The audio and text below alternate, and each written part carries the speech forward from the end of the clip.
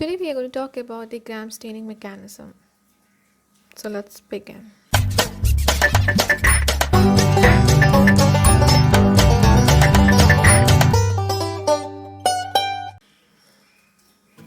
The gram stain was first used in 1884 by Hans Christian Gram.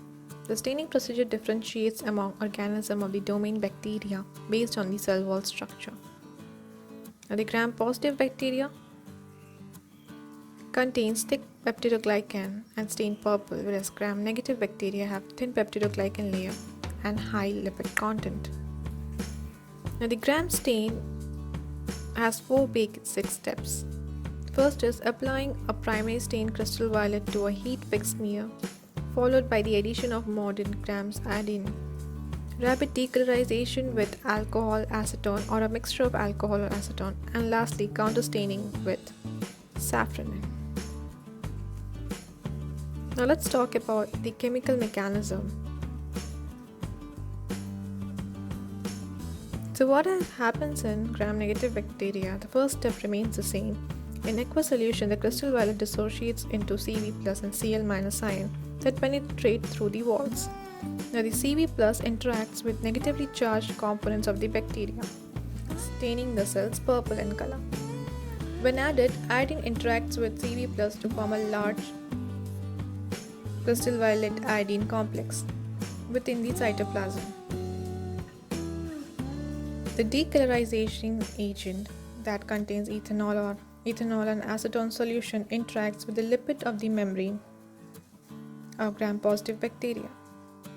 Now, the multi-layered nature of the peptidoglycan, along with the dehydration from the ethanol treatment, traps the large crystal violet iodine complexes within the cell. After decolorization, the gram-positive bacteria remains purple in color, and since it gets trapped, when we add the counter stain safranin, it doesn't take up the stain, and under the microscope it looks purple. So we can see that at the first stage it remains purple, the second stage also it remains purple, and even if adding the decolorizing agent it remains purple and it doesn't take the safranin stain. In gram-negative bacteria, again the crystal violet dissociates to Cv plus and Cl minus ion, staining it purple in color. Also, in the presence of iodine, it forms the crystal violet complex. Once the decolorizing agent is added, it interacts with the lipid content.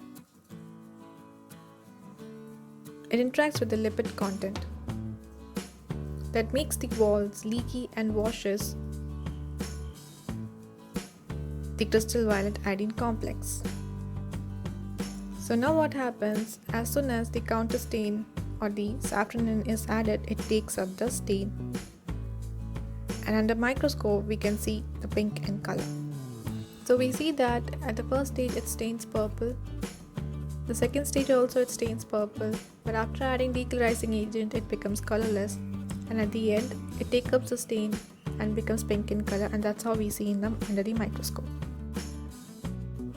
Apart from there are some exceptions, like some bacteria after staining with a gram stain yield a pattern called gram variable, where a mixture of pink and purple cells are seen, like the genera Actinomyces, Arthrobacter, Corynebacterium, Mycobacterium, Propionibacterium have cell walls particularly sensitive to breakage during cell division, resulting in gram-negative staining to these gram-positive cells. Also, the members of genus Actinobacter are gram-negative cocci that are resistant to the decolorizing step of the gram stain, often appear at gram-positive. So I hope you liked the video. You can also connect us through the other social media platform. Thanks for watching.